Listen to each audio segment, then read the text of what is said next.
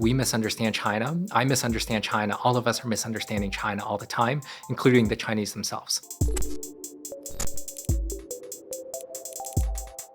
One of the great trends of the 21st century so far is the rise of China.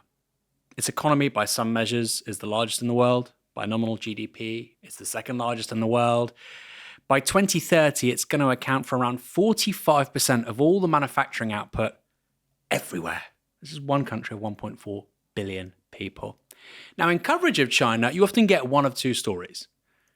It's doing everything well. It's a runaway success story. It's leaving the West behind in the dust. The future is Chinese. The century is Asian. On the other hand, you get the Jeremiads, the Cassandras, the doomsters and the gloomsters. The data can't be trusted. The GDP figures are inflated. Its demographics are a mess. China has had a good few decades, but fundamentally, it's not going to win any kind of position of global leadership. So where does the future lie?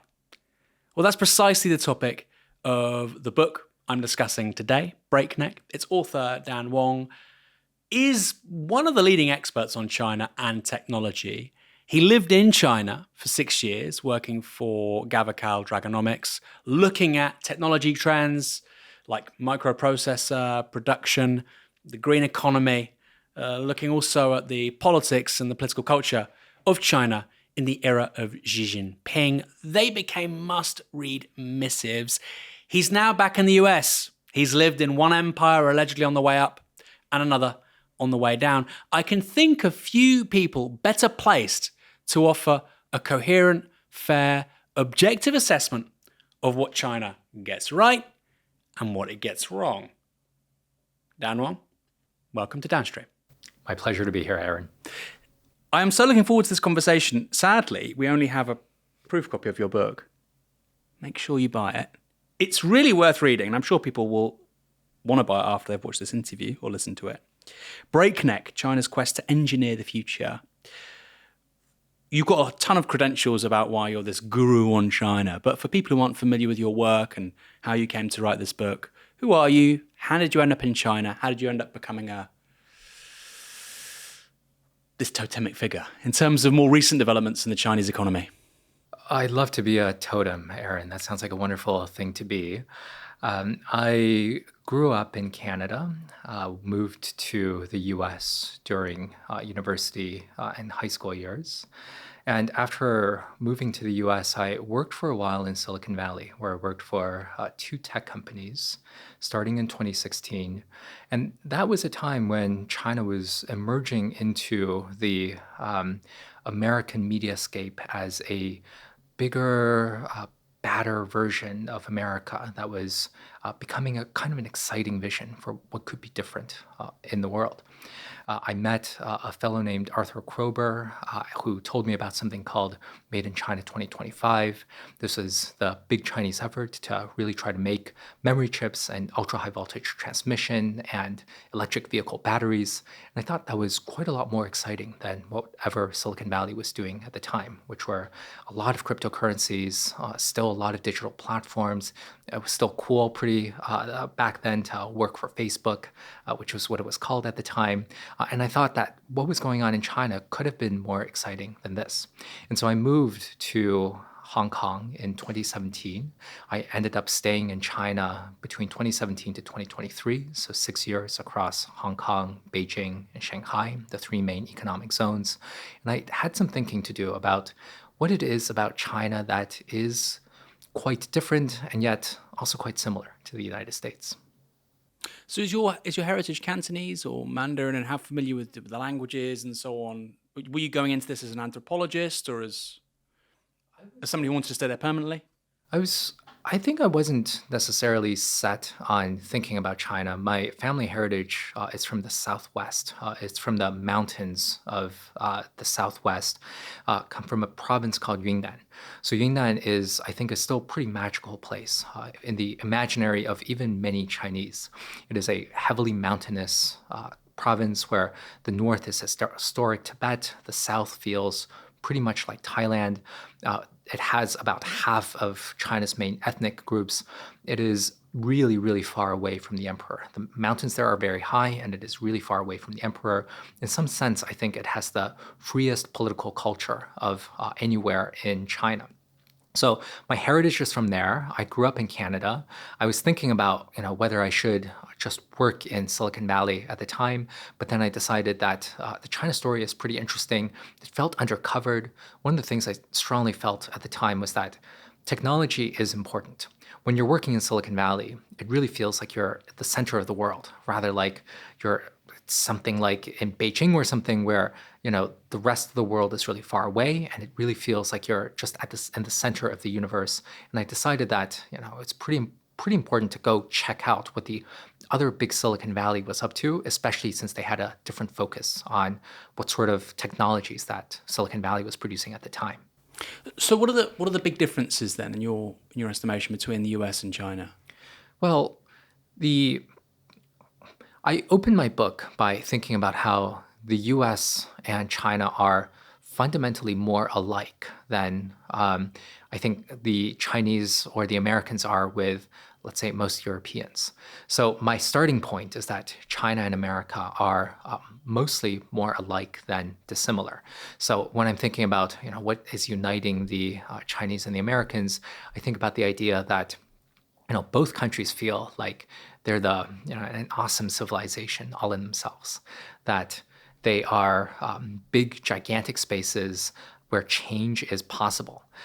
Aaron, I've been spending the last few weeks here in Europe. A lot of things are really comfortable here. A lot of things are really cozy here. But I also do feel very much that, they are a little bit more wedded to their traditions, where if you're hiking through the mountains of Bavaria, as I was just a few weeks ago, one really must say Grüß Gott to everyone you pass by. Otherwise, people start feeling a little bit miffed about it. In China and the US, you have, more of these small freedoms where people will leave you alone. And especially if you're in somewhere like Texas or Florida, they will aggressively leave you alone. And they give you the space to do all sorts of the sort of things that you want to do, which is one reason that you see just completely deranged things coming out of Florida, coming out of Texas, coming out of Shenzhen, coming out of Chongqing, where people are really trying to set on changing the future. So my rough estimation here is that the Europeans are quite a lot more alike to the Japanese, where things are kind of perfect, where there's so much provision of public goods, where the trains work quite a lot better. China and the US, things work rather less well. It works much better if you're rich, which is one reason that people fight so hard to become the rich. That's a really counterintuitive take, I suppose, for most people listening, because certainly in Britain, we look at Chinese high-speed rail. And we're going to talk about, obviously, the big divergence in technological priorities between the two countries. But we look at Chinese rail, we look at pretty effective state intervention in many ways over the last 25 years, in other ways, highly ineffective. We'll talk about that more later. And that's seen in real contrast to the US. Equally, with regards to civil liberties, China's viewed as a very authoritarian society. Often you have quite racist projections of an identikit citizenry. People don't stand up for themselves because there's no culture of freedoms or personal autonomy. And that's held in counterpoint to the kind of instinctive libertarianism of America. You think those differences are overstated? I think they are partially overstated. I think that Chinese cities, my starting point for thinking about China is that it is a pretty messy place. Now, a lot of the videos that we see of China that come either from state media or from manicured influencer reports, a lot of these things are, having lived in China for 6 years, one of the first things that you'll notice is that things are much more messy than the official narrative. So there is messiness in the streets that is quite common, where a lot of bikes are more orderly now, but used to be, these ride-sharing bikes were freely piled up along the streets. Chinese streets are not necessarily all that walkable. Provision of buses is not necessarily very good. The subways and the trains work very, very well. But there is also a lot of things that don't work very well unless you're able to overcome a lot of these deficiencies in everyday life. And I think that is one of these uniting things between China and the US. And the other bit that does unite the China and the US is that there are no rules until there are rules. So I think there is an understated libertarian, there's an understated form of libertarianism in China where in a lot of life, in a lot of daily life, things are pretty free in that a lot of environmental regulations are not very stringent. A lot of food and consumer regulations are not very stringent. You might simply go through life as in there was a recent case of many elementary school students poisoned with lead because the principals had ordered some sort of lead added food additive, in which case a lot of students were simply poisoned that way. So it kind of has some of the bad parts of American libertarianism combined with some highly effective functional infrastructure that connects the cities that coexists with a lot of messiness on the streets. So the big point of divergence you talk about in the book is this idea, and these are two ideal types of the United States as effectively a lawyerly culture economy and China as an engineering state. Can you just explain what that binary means of the lawyer state, the engineering state, and why the US is one and China is the other, or adheres to the other, I should say? It is the lawyerly society, Aaron. Yeah. The lawyers don't get to be a state. So Yeah, my apologies. it's the engineering state, which is the way I think about China. I call it the engineering state because at various points, in the last few decades, the entirety of the Standing Committee of the Politburo, the 9 highest ruling members of the Chinese Communist Party, all of them had degrees in engineering of a very Soviet sort. So these are people who are trained to build, where a mega project is kind of the answer to any number of quandaries that they have. So for the Chinese, there is no problem that cannot be solved with yet another bridge, road, highway, hyperscaler, coal plant, home. And so China is just building its way out of all of its problems. The problem is that they are also fundamentally social engineers. And so they spend a lot of time thinking about how they can engineer the population as well. And so in this book, I spend a lot of time covering the one-child policy as well as zero COVID, which are radical experiments in social engineering and population engineering. I contrast that with the United States, which is also a country where I grew up. Having been a fellow at the Yale Law School's Paul Tsai China Center, one of the things that became really apparent to me was that the U.S. is really a country where the government is made by the lawyers, for the lawyers, and of the lawyers. Lawyers have been very deeply entrenched in America since the very founding. So if you take a look at the first 13 American presidents, everyone from Washington to Lincoln, all but 3 of them had practiced law at some point. The Democratic Party today is really full of lawyers, such that between 1980 to 2020, every single vice presidential and presidential nominee by the Democrats had gone to law school before.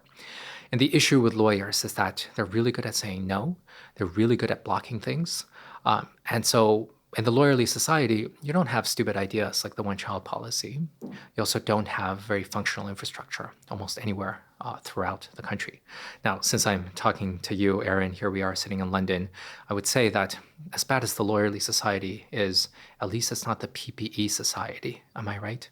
Where I find it remarkable that all of the prime ministers don't only go to Oxford University, they study politics, philosophy, and economics from Balliol College at Oxford University. That is a pretty remarkable concentration that even the Americans are not so bad at. Yeah, we have a bit of a mix, don't we, of PPE and a few lawyers too, like Keir Starmer. But you're right. We don't even really live up to the US standard. This point as well about the lawyerly society and the state. And I want to know why you call it the lawyerly society, not the lawyerly state, because of course the US Constitution is founded upon separation of powers, independent judiciary, etc. So why is, and you're a very perspicacious person, so you've obviously written lawyerly society and not state with with a particular meaning in mind. Why is it not the lawyerly state? And then secondly, you were talking about the founding fathers. Is this actually an Anglophone phenomenon more generally? Because the Anglophone world seems to have many of the same policy problems. Is the Anglophone sort of political cultural system more disposed to elevating lawyers than developing countries? Excellent questions. So I think you're right to put your finger on a problem with the Anglophone world. If you take a look at some of the highest cost infrastructure projects around the world, almost all of them, whether these are subways in New York or HS2 in the UK, almost all of them happen. The highest cost ones are all in Anglo countries. Now, what is one of the things that is uniting all of them? Well, we probably can't say that it's simply speaking English, but maybe one of the things that we can say is this sort of common law system in which judges really are empowered to block. They have a lot more discretion relative to legislatures to block different developments. I think this gets into your very perceptive question of why does the lawyerly society? I chose the lawyerly society because the problems that we face are in some sense created by ourselves. Hell really is other people. In an Anglophone system in which neighbors are empowered to block the construction of homes which are badly needed for home prices, this is very much an issue of, hell is other people. So in Anglophone systems, you have common law. People are really empowered to block a new housing development, block the construction of a park over, I think, pretty specious concerns like noise pollution, or this is going to slightly give more shade to my garden, and therefore we cannot build anything. People are blocking these things. Judges have the ability to block them. And as a result of that, there is much less of a state which is able to provide essential public services, which I believe to be things like building extensive infrastructure, creating public order, guaranteeing that people have some form of access to health treatment as well as other essential services, such that the elites become much more of a debating society, drinking club. It's very unclear, what it is that the U.S. Congress and perhaps the UK Parliament are doing all day.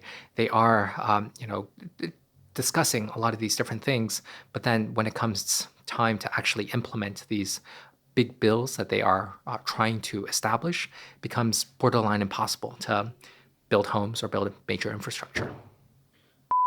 I hope you're enjoying this interview. Dan Wang is a devilishly intelligent person. I'm so happy Novara is in a place where we can speak to people at this level, frankly, and have conversations that legacy media, generally speaking, can't. We've just reached 1 million subscribers here on YouTube. I want us to reach 2 million and to get more people just like Dan. So hit the subscribe button, help us reach an even bigger audience and get even more great guests just like Dan Wang. Hope you enjoy the rest of this interview. So, building on that, you talked about going to Bavaria and these kind of quintessential differences between Europe, US, China. I suppose there are probably also differences within Europe, right? Because after reading your book, you talk about lawyers, per head, and the US in terms of lawyers per head is much higher than, someone like China. Then I looked at the UK within a European context. The UK actually has a ton of lawyers per head, unsurprisingly, far higher than France and far higher than Sweden. And I view France and Sweden, broadly speaking, as the two really, apart from Germany, obviously, as the two, which you wouldn't even call Western European, as the two impressive engineering states. France can build a ton of high-speed rail. It has metro systems in every small city. Sweden built Spotify, has a ton of impressive tech companies for its size. And those are countries which don't have common law systems. They don't have many lawyers per 1,000 people, etc. So is it even fair to say, given this sort of typology you have, some countries in Europe more closely adhere to engineering states than lawyerly societies and so on? I certainly think that many European countries are better able to strike a balance between having respect for individual rights, which I think are crucially important for every country in the world. And this is where the engineering state is very substantially lacking, as well as being able to deliver essential goods for public citizens. And so I want to be very clear that I'm not asking for the United States or the United Kingdom to be very much like China, because I think there are more ideal types out there, namely countries like Sweden, as well as France, which do have a set of elites that are trained more often in engineering disciplines. I think a lot also of the Netherlands, which as a country has been under sea level for centuries. And if there is any classic engineering state in Europe, it might well be the Dutch as well. I would throw them into the mix as well in order to build a lot of delta works, in order to build a lot of the infrastructure to make the country more functional. So what we have is an elite that is slightly more technocratic, as well as the lack of a common law system, which it is much more difficult for one's neighbors just to block all of the development out there. And so I think if we wanted to reorient our English-speaking societies such that we are able to build homes and mass transit, we certainly don't need to look at the Chinese. I think it would be great to simply look over at the French, at the Swedish, at the Dutch. Maybe we can throw the Japanese in there. Maybe the Germans we can kick out of Western Europe, but maybe we can put the Japanese back in. And so this is where we can have extensive home construction, subway construction, and high-speed rail too. Do the Anglos need the Anglosphere? Do they need wars to become engineering states? I mean, it's not something you talk about in the book, but if you look at something like David Edgerton, he talks about how warfare made the modern British state in the 20th century. Some of the things that Britain does, particularly during the Second World War, the amount of four-engine bombers it's building. I mean, I think it builds about only the US and the UK build these big four-engine bombers like the Lancaster bomber. I think the UK ends up building like 2,000, the US 4,000, but Nazi Germany 0, Japan 0. And there's a level of engineering expertise and performance from the British economy that you wouldn't really have anticipated from before the Second World War. Certainly hasn't been in evidence in recent decades. So I wonder, does this kind of society, the Anglophone society, the lawyerly society, with the emphasis on individual liberties, the ability of politician lawyers to say no, no, no, do these states become engineering states under conditions of war? I'm thinking the Manhattan Project, I'm thinking DARPA, NASA, etc. And obviously, post-Cold War, that's presented the United States with all kinds of problems because it can just revert to type. I certainly hope not, that we should not ever want a war in order for us to do the sort of domestic reforms that all of us need to do ourselves. And, I'm reluctant also a little bit to think that this is a uniquely Anglo problem. I think it was Charles Tully, a French person, who said it was war that made the state and the state made war. And so I think that is a bit of a universal condition that I wouldn't situate simply with the Anglosphere. The other reason that I'm slightly, that I would want to push a little bit on this premise is that we certainly cannot look at the United States and say this is a country that has lost its martial prowess and needs a little bit of warfare in its blood in order to reform itself. The United States has been a warfare, welfare state for a very long time. Warfare has been endemic to the culture for a lot of time during the Cold War as well as afterwards. And I think what I would really want to challenge for every Western country is, how do we get better without having this idea of lobbing bombs over at anyone else to be a source of domestic reform? Now, I certainly agree that it is the case that World War II produced a lot of incredible innovations of the technical kind that really propelled the Americans as well as the British forward. The British were building all sorts of engineering projects. I think a lot about a book by Paul Kennedy, a professor at Yale, called Engineers of Victory, which was laying out quite substantially the British contribution to the war effort, including all of their engineering projects. So I think what we need to do is to make better reform without having the threat of warfare really getting, really prompting us to get better, because we do need to get better. We do need to get better because housing in the Anglo world is far too expensive. We need to get better because mass transit is basically unbuildable. It feels too much like we are walking in the ruins of an industrial civilization, at least in the United States. I guess in London, maybe, Aaron, this is kind of the point. But I think what the Chinese have done is that they have overcome a lot of these industrial ruin issues to have really built, and that has the mere act of building has given people a more optimistic sense of the future that I think is really important for all of us to cultivate without the threat of arms. Yeah, I say that because the one part of the US economy which is still really good at making stuff, and there are several parts, is the military-industrial complex. So at the same time that you lose, automotive manufacturing, comparatively, of course, you still have world-leading, aviation for military applications, F-35s. You still have it. I know the B-2 isn't particularly new, but it's a stunning piece of engineering. We saw it recently used against the Iranians, and it's just interesting that the U.S. economy can still produce stuff like that, but it can't produce brilliant EVs. Well, it can with Tesla, but not to the extent that it would appear that it should do. And they haven't even been very good at producing all of these things, not even the military-industrial complex. So in the aftermath of the Ukrainian war, after Russia invaded Ukraine, the Pentagon sent a huge number of munitions over to the Ukrainians, and the process of rebuilding these stockpiles has taken a very long time indeed. And so every major naval ship, these are the ships used by the US Navy, has been delayed by something like from 18 months to 5 years. So they're not able to really build the ships anymore. They don't really have the rare earth magnets to produce the drones. And so I agree with you, Aaron, that US manufacturing has really fallen on hard times, but I wouldn't give the military industrial complex a pass because even they are not doing so well. Yeah, I mean, a pass would be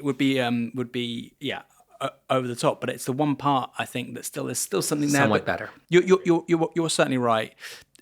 As a way of examining and comparing the ability of both the Chinese and the US economies to produce stuff, specifically infrastructure, tell me about California's efforts to build high-speed rail and how that compares to China's over a similar-ish timeline, right, over the last, 20 years? That's exactly right. So 2008 was an important year for high-speed rail, both in California as well as in China. So in 2008, the voters in California voted in a referendum to say that California should have high-speed rail connecting the two main cities, San Francisco in the north and Los Angeles in the south. And so voters had approved this referendum to begin construction of a roughly 800-mile high-speed rail line. 2008 was also important in China because China that year began construction of its high-speed rail line connecting its two main economic centers, Beijing as well as Shanghai. And this is quite interesting because the Beijing and Shanghai line was also about 800 miles. And what was remarkable was that 3 years later, Beijing to Shanghai had been completed at the cost of about $40 billion. And over the first 10 years of operations, the official news from China's high-speed rail network was that it had carried about 1.3 billion passenger trips over the course of 10 years. Right now, it's 2025. That means we are 17 years past the original referendum on California high-speed rail. What has been constructed so far? Well, just a pretty minor stretch of rail connecting the cities of Merced and Bakersfield, which I suspect not even every California would be able to find on the map. And so not only has there been pretty minimal construction possible on California high-speed rail, the timelines have been completely out of control. The rough timeline for having the first segment of California high-speed rail completed is between the years 2030 and 2033. And what that means is that The margin of error for completing a minor segment of California high-speed rail was the amount of time that the Chinese actually completed their entire high-speed rail system. And so that is one of these remarkable things on top of California high-speed rail being estimated to cost something like 5 times more than the cost of high-speed rail between Beijing and Shanghai. And I would remind you that Beijing to Shanghai goes through 800 miles of much more densely populated land filled with many more residential people. And so California high-speed rail is going through mostly unpopulated land, and yet it is costing far more, and it requires a far longer timeline in order to build through what should be a slightly simpler engineering project. What changed? I know that particularly in the UK context, people look at, we're looking at the 200-year anniversary of intercity trains, I think, in this country, more or less. This is the country of Stephenson and the locomotive and the first intercity trains. And of course, the US built a ton of that infrastructure in the 19th century. There were lawyers back then. There was the US Constitution back then. So if you could identify the variables, what are they? I'll speak a little bit more about the US context. I think it is certainly the case that the United States has always been a lawyerly society. You're right, it did have the Constitution from the founding of the country. I think the difference was that throughout the 1960s, the lawyers in the United States themselves partly changed in character. Now, the 1960s is a pivotal decade in America where people lost pretty substantially their faith in the American government. So throughout the 1960s, the U.S. was very heavily polluted. This was a time when rivers in Ohio were combusting because there were so many chemicals in the streams. This was a time of choking smog, and this was a time when citizens had very little ability to say no to the government and actually have effective environmental regulation. This was also a time of civil rights and trying to dismantle the completely unjust system that was preventing many people, many racial groups from being able to exercise their rights at the ballot box. 1960s was a time of the United States prosecuting a gigantic land war in Vietnam that was alienating a lot of people from having substantial trust in the Department of Defense, as well as the broader technocratic establishment. So many things had started to change in the public consciousness in the 1960s. And one more thing to add was that urban planners like Robert Moses in New York had really ripped up too many residential neighborhoods in New York, ramming these giant subways and tearing the heart out of different communities throughout the 1950s, and people had gotten enough. And one of the things that change happened was that the students in elite institutions like Yale Law School, as well as Harvard Law School, really had this attitude of sue the bastards. And the bastards they were referring to were sometimes the corporations, but often they were meting out their anger at the US government regulators, the government regulators, as well as the agency heads, as well as the Department of Defense, that they felt were working too closely with big business to stomp on the rights of the little guy. And so the lawyerly society, I think, took shape in part because the lawyers themselves moved away from being deal makers throughout Franklin D. Roosevelt's New Deal into becoming much more of regulators and litigators that had a much more hostile view of government as well as the public interest. They decided that the way to make things better was to bake in a lot more procedure into doing absolutely everything. And I think that was a way to solve many of the problems of the United States in the 1960s that engendered many problems here today. Now, Aaron, I'll ask you to talk a little bit about what happened in the UK. Was there something similar dynamic here, or why is it that the country that invented the railroads is no longer on the forefront of so many different types of technological change? Yeah, so I think there's something really similar going on. You talk about Robert Moses. In this country, every local authority would have a municipal surveyor who would basically be saying, demolish that block, build this highway through here. I mean, where I live, Portsmouth on the south coast of England, it was a medieval city, then a Victorian city. They completely reconfigured it to make it more accessible for cars. Not as badly as some places, but pretty badly. And you see that right across the country. Glasgow, they want to demolish Covent Garden here in London, believe it or not. You get the M25, all kinds of places. So it's a very similar phenomenon. And you could almost map it onto the US one for one, right? The 19th century stuff, the sort of warfare engineering state of the Second World War, this Promethean belief in the state to reconfigure social life. And then there's this turning after the 1960s. I think that's partly because of cultural hegemony of the Americans, right? You do what the Americans do. We didn't have the same kind of legal culture. That's developed a bit more recently with the creation of a Supreme Court here.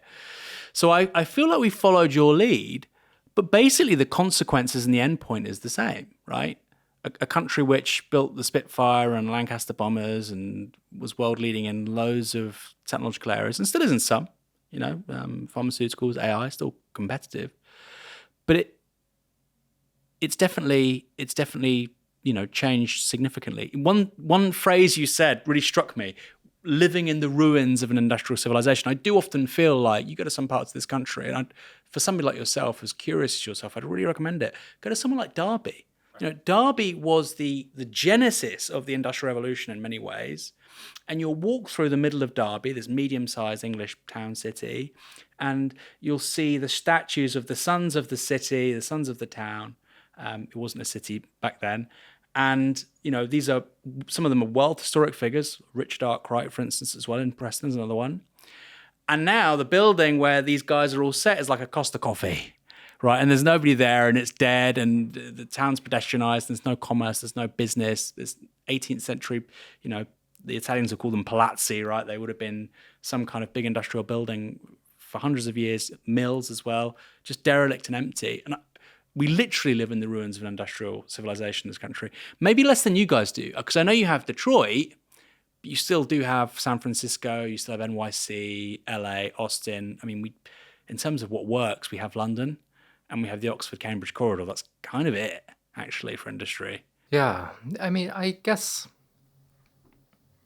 yeah, and I confess that one of the things I had in the back of my mind in terms of thinking about the problems of the Anglosphere, the UK's experience really was animating me.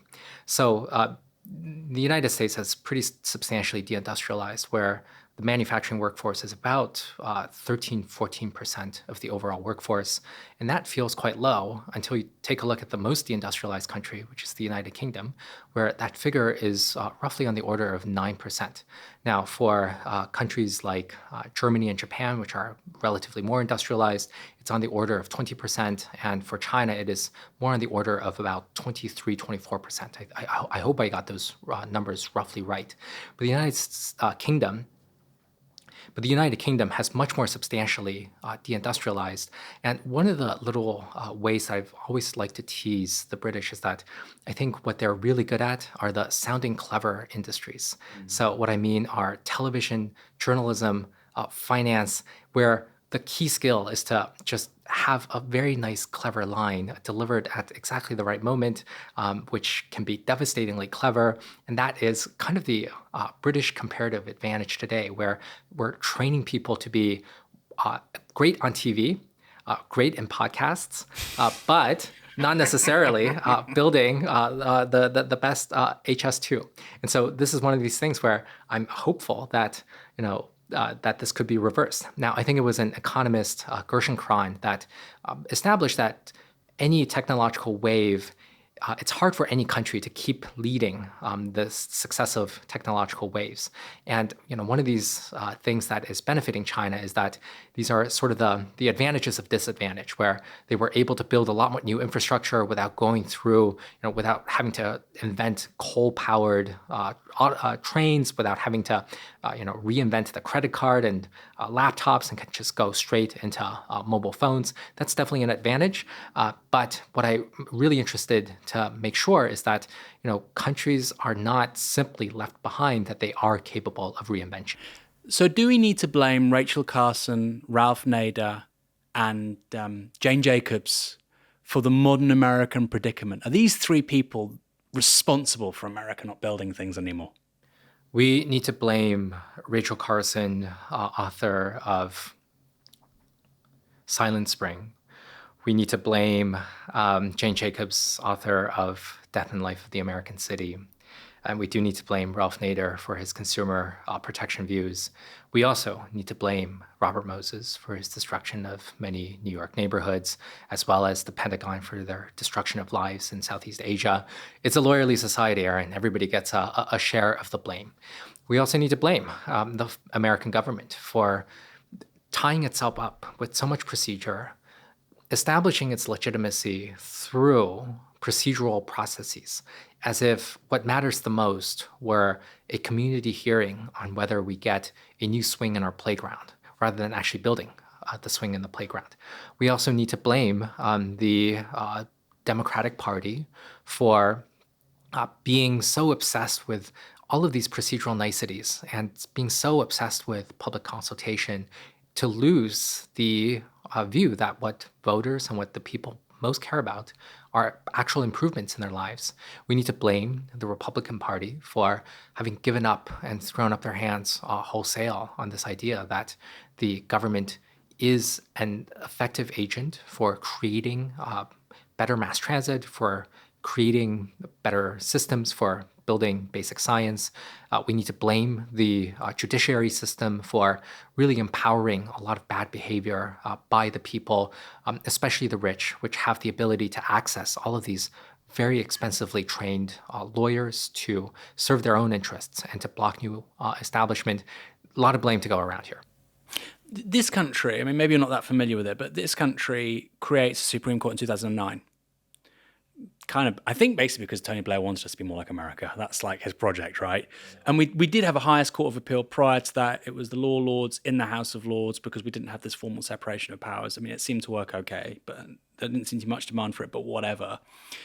As somebody who's lived in, the lawyerly society and the engineering state, do you think actually, having a Supreme Court, having a let's be honest, a political judiciary to that extent where it's independent of the government and it can actually stand up to government, was that a mistake, do you think?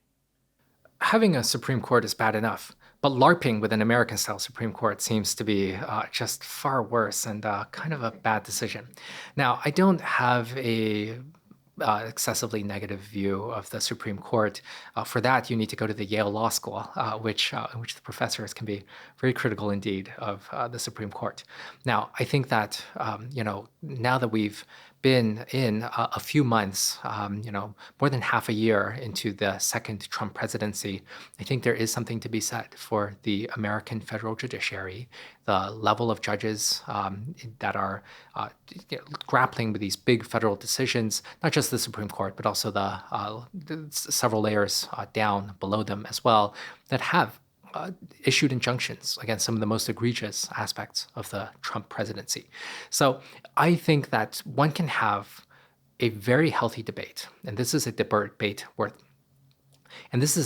worth having about what is the level of judicial review that is appropriate in a democracy. What is the level of ability for judges really to block the ability of the government to realize its tasks? But I certainly wouldn't try to have a cargo cult of a copy of the American Supreme Court. I think what we still really need to do is to believe in a government that is able to do things and deliver much better outcomes for the people. You have this quote about China and its political system. China itself calls its political system socialism with Chinese characteristics, although Xi Jinping's, he's kind of updated it more recently, right? For a new era, et cetera, et cetera. But you say, and this is the quote, one of the most right-wing regimes in the world, which is China, a country that would make any American conservative salivate in terms of immigration restrictions, in terms of having an incredible amount of manufacturing prowess, in terms of enforcing very traditional gender roles, in which men have to be very macho and women have to bear their children. So do we misunderstand China? That is actually not a very left-wing country at all? Or are you sort of trying to be provocative there? I think it is certainly the case that we misunderstand China. I misunderstand China. All of us are misunderstanding China all the time, including the Chinese themselves. I think China is such a big space. It is a world unto itself. There is actually a lot of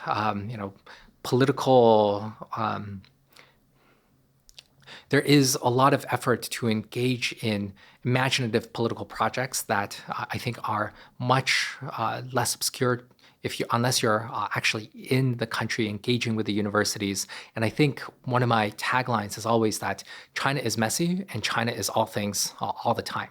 So I think this is one of these really magical tricks that the Communist Party has managed to enact. Have you ever read Solaris by Stanislav Lem? No, I've seen the film. The book is better. So Okay. Solaris is a planet that is able to give everyone a personalized hallucination that allows them to see whatever they want to see. And so I think this is something that the Communist Party has done quite as well itself, in which it is able to represent itself to financial investors as the world's next big investment, like ginormous markets. They're creating all the electric vehicles. We are excellent for investment. At the same time, this is the People's Republic of China, which is governed by a communist party that celebrates the birthdays of Marx. Every time there's a big anniversary rolling around, and I do think that China is more substantially right-wing than left-wing. Although I would say that these ways of reasoning left or right is probably less and less useful these days. But I would say that China is pretty substantially right-wing for the reasons that you quoted: immigration restrictions, gender. Pretty traditional gender roles, minimal social welfare redistribution. But I do think that there is something about China that is somewhat left-wing. Now, there was a big debate in the 1980s, in the time still when Deng Xiaoping was living. In what sense is China still socialist? And Deng Xiaoping has a lot of really clear and simple ways to understand China. He was a person of many folksy sayings that I think still was able to capture a lot of truth. And in Deng Xiaoping's formulation, China was socialist for two broad reasons. The first and most foremost, China had a political system in which the party still controlled the commanding heights of the economy. Take a look at some of the biggest companies in the most important economic sectors in China, which include things like telecommunications as well as energy. These are aviation. These are completely state-dominated. And because it has the state-dominated aspect, China is able to engage in some form of redistribution between the provinces by using these state-owned enterprises to prop up other fiscal concerns by the state. And so there is a huge amount of discretionary power that the state really tries to have in itself. Now, Aaron, I was really excited when you invited me on the podcast because I was really wanted to present to you this formulation, and I wonder if you agree with it, that we cannot describe China as fully automated luxury communism. But what do you think of this formulation? I thought of China as partially automated authoritarian state capitalism. Is that something that you can accept? Yeah, no, I think I'd agree with that. I would agree with that. But I mean, look, I don't speak Mandarin. I've never been to the country, sadly. But as I understand it, as somebody who's somewhat familiar with the history of the party and its leading figures, etc., Deng, he died purportedly a committed Marxist. And this idea, and let me throw this back to you, there's this kind of notion that Deng takes the Chinese economy in a very different path, which is inarguable: market-centric reforms, open up to foreign investment, integrate gradually, and of course that culminates at the start of this century with the accession to WTO, etc. But integration into the global economy. Chinese workers will make cheap Western consumer durables, and that is going to help us move up the so-called commodity supply chain. All of that has happened, and that's viewed as a major turn away from Mao, obviously correct, but also Marxism. And I just don't necessarily think the second part is true.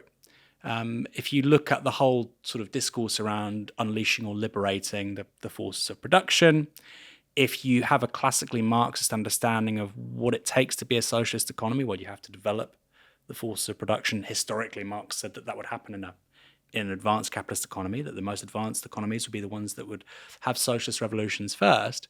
And what we're seeing in China is actually a repeat of what you saw with Russia and Lenin, saying we need to develop the forces of production before we can ascend to socialism. China's doing it in a very different way. But I suppose I'd throw it back to you. Do you think Deng wasn't a Marxist? Do you think the CCP don't view themselves as Marxists anymore? I think there is absolutely a rhetorical commitment to Marxism in China.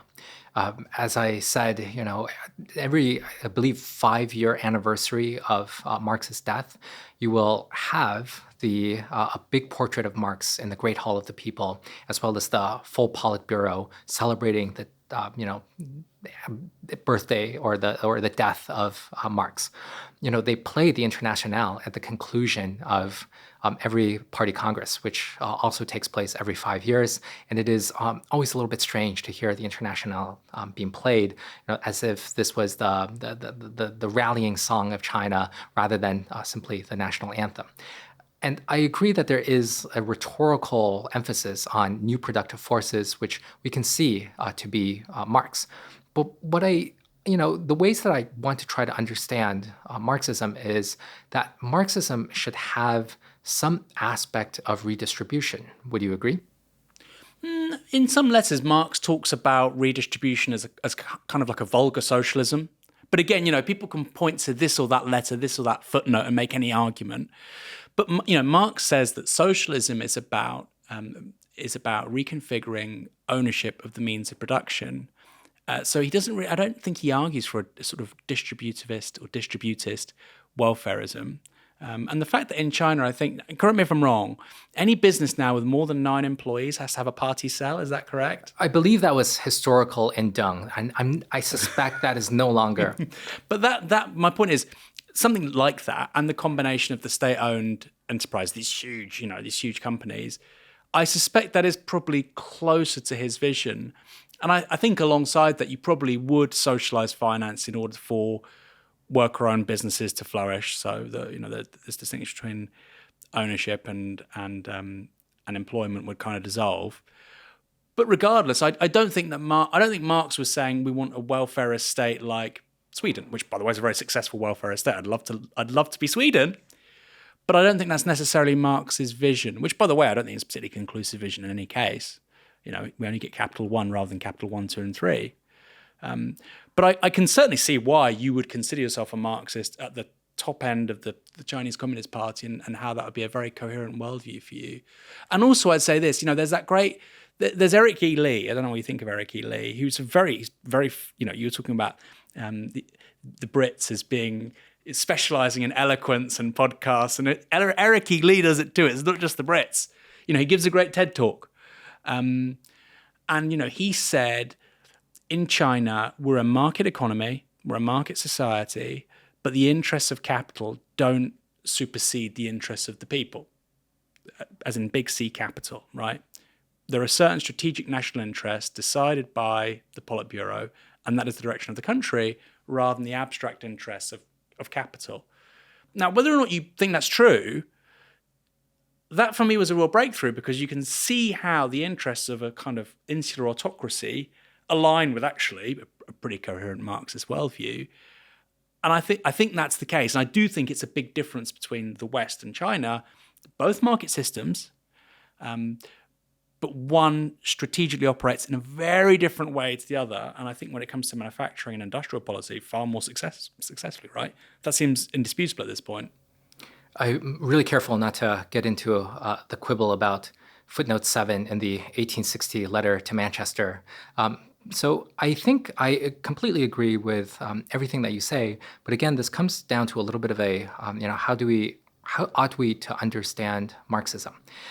Because when I think about public ownership, I wonder if the thing that is far more important is that this is a Leninist system.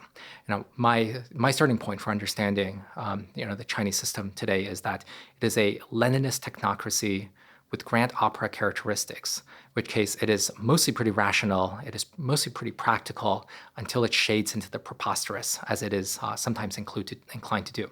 Now, we can understand public ownership and not letting the financial sector be more important than the Communist Party through a Marxist lens, sure, but I would say that it is more compelling to understand it through a Leninist lens, which is having a cadre of dedicated revolutionaries that are trying to drag people into modernity and then some.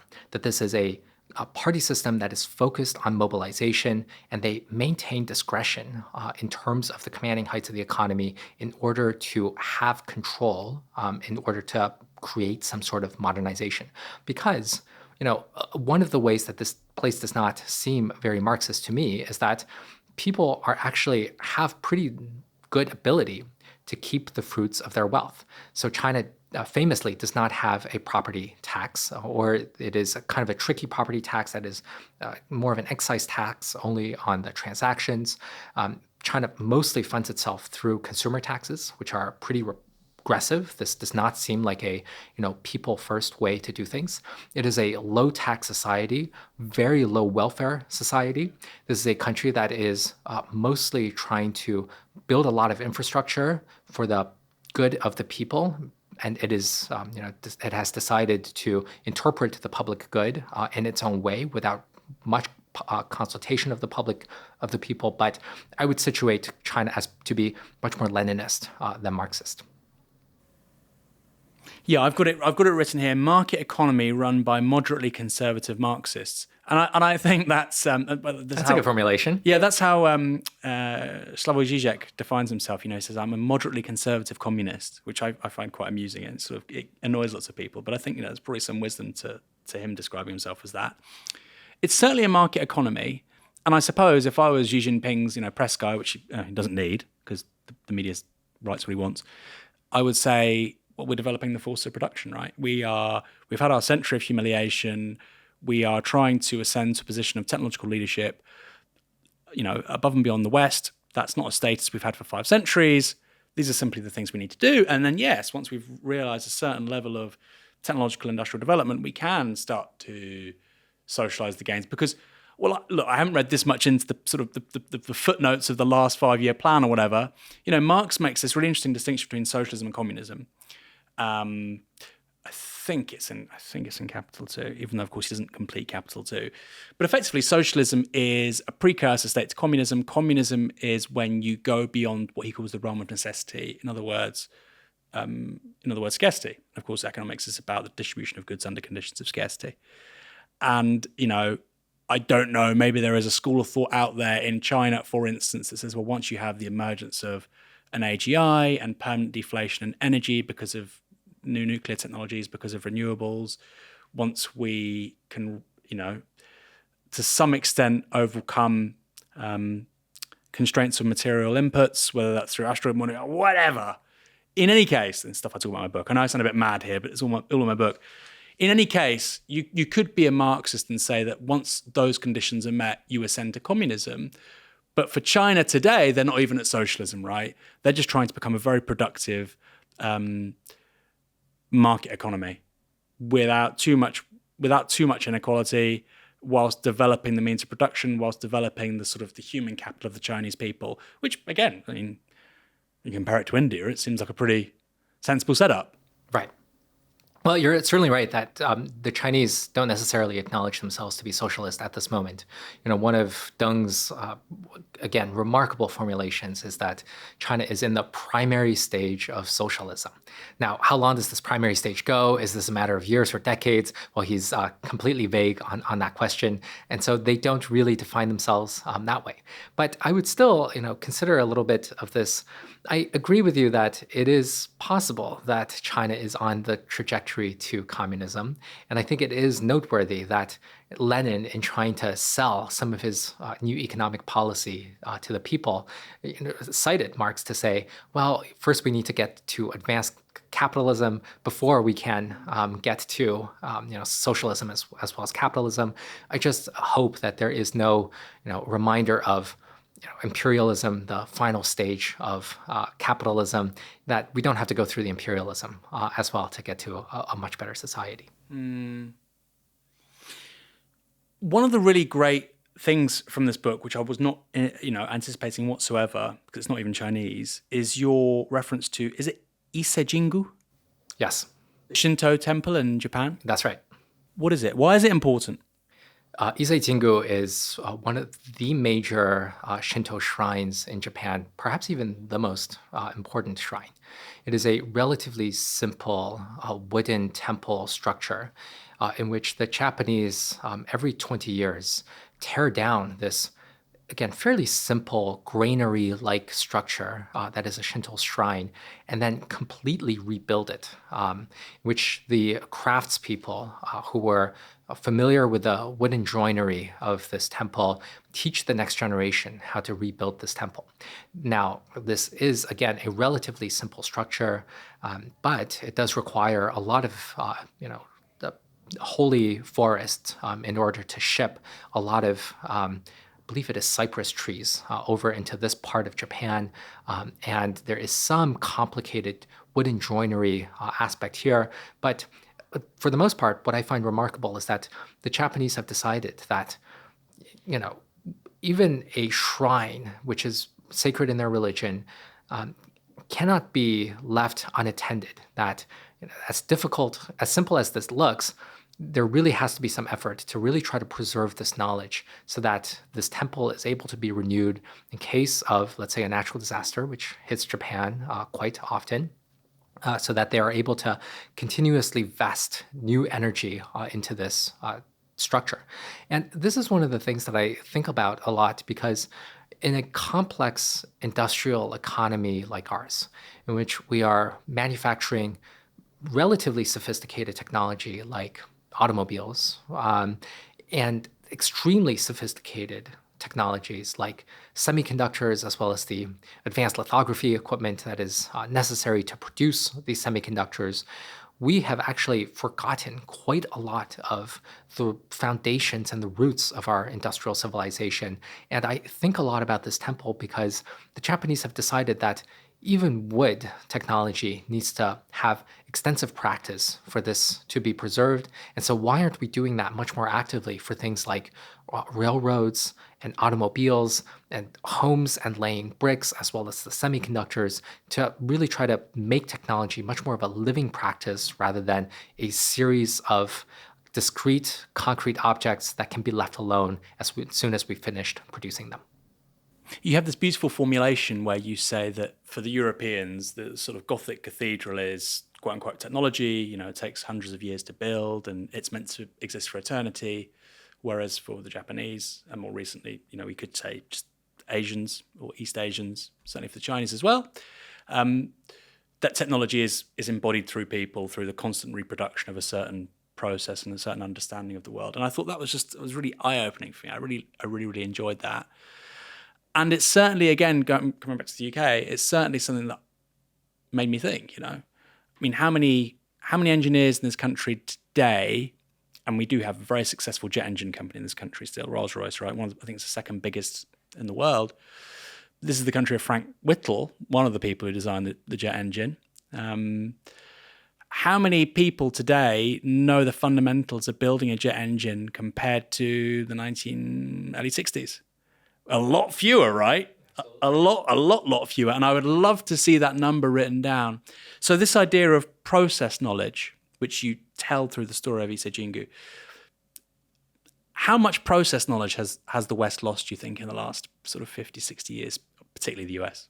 A tricky thing to measure because process knowledge is in itself kind of a residual and the most difficult aspect to measure about technology. So the way that I think about technology is as three different things. And in a kitchen analogy, the first part of technology, which is the most obvious and the most apparent and most easily to observe, are the tools. And so in the kitchen, that is the pots, pans, stove, dishwasher, all of the things that we use to cook and clean everything that we have. And then the next set of items are written instruction. So these are things like patents and blueprints, everything that could be written down, obviously something like a recipe book. But process knowledge is the third component, and that's kind of everything else that we know that we need to operate a pan as well as a stove. I keep thinking that if you give someone the most exquisite recipe as well as the most marvelously equipped kitchen, I think that person would struggle to do something as simple as making scrambled eggs if he hadn't cooked anything before. It doesn't matter how exquisite your recipe is. All of us have failed at some recipe in the past, even quite simple ones, because we're just not able to really follow all of the instructions. There's too many different things that involve experience that we don't really know. How do we judge the consistency of egg once we start baking? And so this is a lot of what I think technology is. And I think, one of these other sins of the Anglosphere, if we can call it that, if we can stick with that theme, Aaron, is that people have tended to view technology as a series of blueprints as well as patents, as well as the physically manifested object. They've sort of forgotten that a lot of technology is simply the apprenticeship as well as the knowledge that's required to keep transferring these skills down. That is something that the Germans, the Austrians, the French to some extent are still really good at, training a series of apprentices rather than thinking that all of these are exquisite blueprints to be protected. This is one of the problems of the American system that really try to go after the Chinese for IP infringement. My standard formulation is that I think that the Chinese have absolutely hacked every blueprint from every advanced company in the world, whether that is Intel or Rolls-Royce. But they still don't quite have the experience and the process knowledge and the industrial expertise really to try to recreate a Rolls-Royce jet engine. And so I think what we need to be doing is conceptualizing technology much more of a living thing, which the knowledge can be transferred from generation to generation, which the knowledge has to be practiced in order for it to be maintained, rather than thinking that we can put it into a book and now it's done and we've encoded it for all time. See, we've been criticizing the Chinese system for certain reasons, but this is where the Chinese system is really good. We have a ton of people in this country who work as quants in the city of London. We've got tens of thousands of people. We've got they're engineers in waiting, but instead they're working at spreadsheets all day for various international banks a few miles away. If we had a Xi-style executive, there could just be a decree, right? All you guys, there's 15, 20,000 of you, you're not going to work in finance anymore. You're going to work in AI, renewable technology. Basic engineering problems are going to be solved. Like, for instance, my train today was an hour late because the signals always fail for some reason between Surbiton and Woking. Maybe if we get some quants, relocate them into the signal system for our trains and so on. I mean, that seems like quite a sensible thing to do. And it goes back to my point about you're still a market economy, but the priorities of the quote unquote public interest, the state interest, trump those of capital. That has a very specific example, right, of an allocation of a resource, i.e. engineering talent. So one of the reasons why we have failed to reproduce that process knowledge in engineering is because anybody who's remotely good at maths and science goes to work in finance. Do you take that point, that the collapse of process knowledge in engineering goes hand in hand with the growth of the kind of fire sectors in the economy, real estate, finance, insurance, etc.? I would be reluctant to wish Xi Jinping on anyone, not even the finance people, Aaron. I think even they deserve better than this. I certainly take the point that, the parts of the British economy, it seems to me, again, as someone who hasn't spent enough time in the UK, but what has gone really well in Britain, as well as California and New York, have been Silicon Valley on the one coast and Wall Street on the other, and some form of this, biotech complex in the United Kingdom. And these are all virtual industries that have the ability to offer the highest wages, and that has attracted a lot of the best talent because one could be an AI engineer and earn something like $500,000, I think is not an unreasonable sum in Silicon Valley, or you can go work for HM Treasury or some sort of regulator in the UK who is thinking about AI and earn something like 1/10 that figure. And these are the sort of disparities that are very much real. Now, the reason that I hesitate to wish Xi Jinping thought even on all the AI people and all the finance people on Wall Street and Canary Wharf is that we've sort of seen what Xi has done to a lot of China's most dynamic sectors, namely the same sort of fire sectors with companies that include Alibaba and ByteDance, as well as Tencent, all of China's biggest digital platforms, of which I have not always been very sympathetic because I think a lot of these virtual companies are not necessarily producing anything that is increasing anyone's total factor productivity. Things like TikTok and Douyin are probably detracting from our productivity. Rather, we should be in favor of skilled engineers working to improve the signal systems and working to try to improve general life. But one of the things in the aftermath of Xi's major decree that really kneecapped a couple of digital platforms in China, especially online education, which that sector was liquidated essentially overnight and has barely recovered. One of the things that has created is a lot more distress among youths who are really excited to work in these companies. It has created a lot of distress in the entrepreneurial class, which are really doubting whether they can be successful unless they are working in some sort of explicitly politically favored sector, and even these can change. And that has upset quite a lot of urbanites in China that thought that they were building something of a semblance of a middle-class lifestyle. And so that has triggered enormous distress, that has triggered a lot of young people to try to leave.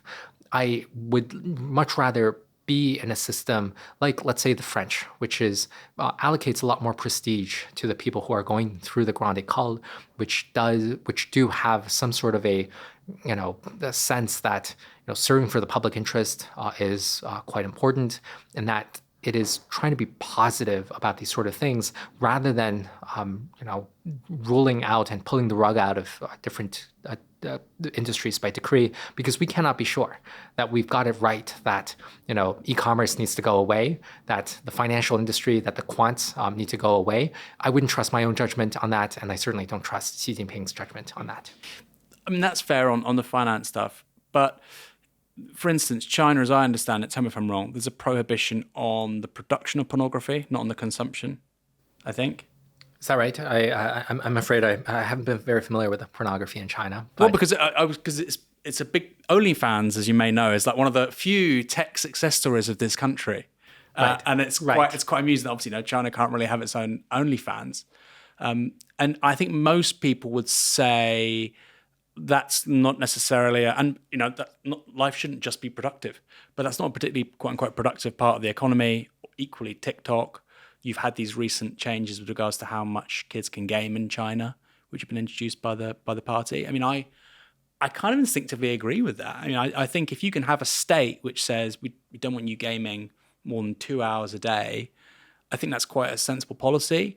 Right now in the West, we've got a conversation beginning about phones in schools, or kids' access to phones before, say, 16, and social media before 16. Jonathan Haidt's leading that conversation. And I kind of agree with him. I think he makes in the anxious generation, I think he makes a really compelling argument. So I do feel like, maybe the West could do with a little bit of Xi. But you're right, of course. The problem is when you have an executive that powerful, when they make bad decisions, there's nobody to say, hold on a moment, this may not work out. And of course, I am to some extent China-pilled on the industrial policy stuff, but then I read the one-child policy stuff, which was also the engineering state. Yes. And it's blow for blow. It's a case study in how that stuff goes terribly wrong. Yes.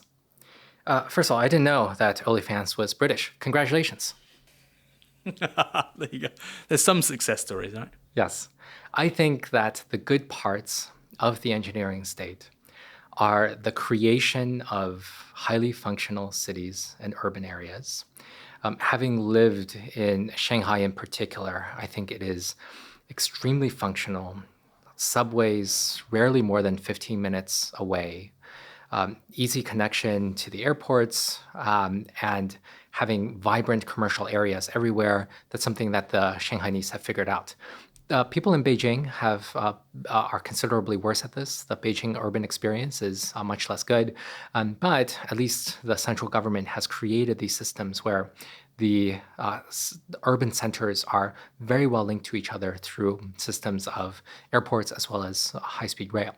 I think that China has also been broadly successful on industrial policy. And I think this is something that I'm constantly encouraging the Americans to learn more about and hopefully execute a little bit more. I spend some time in Washington, D.C., as well as in California, speaking to the U.S. government to think a little bit about, what should and what can American industrial policy look like, to go beyond something like the CHIPS Act, which built quite a few semiconductor fabs in the American Southwest. How do we build a little bit more clean technology as well, and to have a vibrant industrial base that is able to produce essential goods like munitions and naval ships, as well as cotton swabs, as well as masks when a pandemic hits. And I think absolutely the bad parts of the engineering state, if the engineering state could only stop at building a vibrant industrial base, as well as having highly functional urban areas, that would be perfect. But the problem with the engineering state is that the Politburo is also full of social engineers that really decide to treat society as a math exercise that visits, I think, horrors and provocations upon ethno-religious minorities like the Uyghurs in Xinjiang, as well as the Tibetans in Tibet, that control extensively the people's movements within the country. This is a country that since imperial times have barely hesitated to order masses of the people to build great walls or grand canals. And I think that, the problem with the engineering state is that they cannot stop engineering. They cannot stop themselves from seeing that people are engineering problems as well. And so when you have something like the one-child policy or zero COVID, there's no ambiguity about what these policies mean.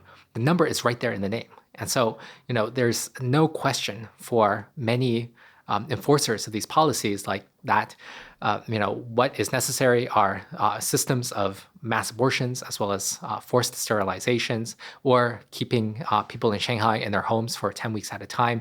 This is the slippery slope of the engineering state. I love this phrase of they just can't stop engineering. Like there's compulsive engineering, OCD engineering within the Chinese state, which kind of, that feels intuitively right. Who is the person that designs and drives the one-child policy in China? Decades ago now. The one-child policy was implemented basically in 1980 by China's highest leaders, Deng Xiaoping, who was in charge of the country, and Cheng Yun, his near equivalent, who was in charge of pretty much running the economy. And they had whispered in their ears a missile scientist named Song Jian, who was an elite military scientist who had access to the most secret corridors of power, who was a brilliant mathematician who co-authored a textbook on cybernetics in China.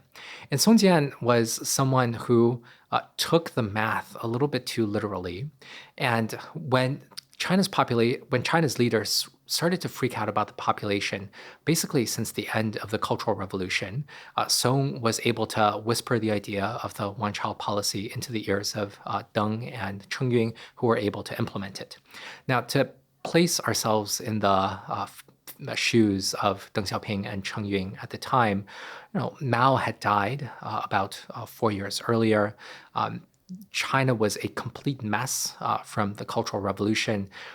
They had this vague sense that China's population was pretty big, perhaps on the order of 800 million people, 900 million people. They weren't very sure to the nearest 100 million exactly how many people China had, because the Cultural Revolution made a mockery of anything that could be as organized as a national census. And so Cheng Yun and Deng Xiaoping were looking at the country and feeling like, well, we are very poor. We are still under threat by all sorts of imperialists. What can we do? Along comes this brilliant mathematician, Song Jian, who convinced the leadership that population trajectories can be manipulated quite as easily as missile trajectories. So Song was a missile scientist. He was able to launch all of these missiles, and he was able to launch this idea into the heads of the leadership. Now, there's some debate in the literature about how crucial it was that this figure, this elite scientist, was able to draft a memo, much in the way that Einstein was able to draft a memo to Franklin D. Roosevelt on the construction of the nuclear bomb. Maybe Roosevelt may have embarked on this process anyway, but Song did construct some of the key scientific arguments to convince China's leadership to embark on this policy. So the one-child policy is drawing on a wider global debate at the time. You have Paul Ehrlich, The Population Bomb, published I think in 1968. Paul Ehrlich and his wife, they publish it together. And these arguments are in circulation, right? You've got Soylent Green, the movie with I think Heston's in it, right? Anyway, these are very commonplace debates. The point is that the Chinese state sees it as an engineering problem, like you say, and really takes it to the most almost implausible extent.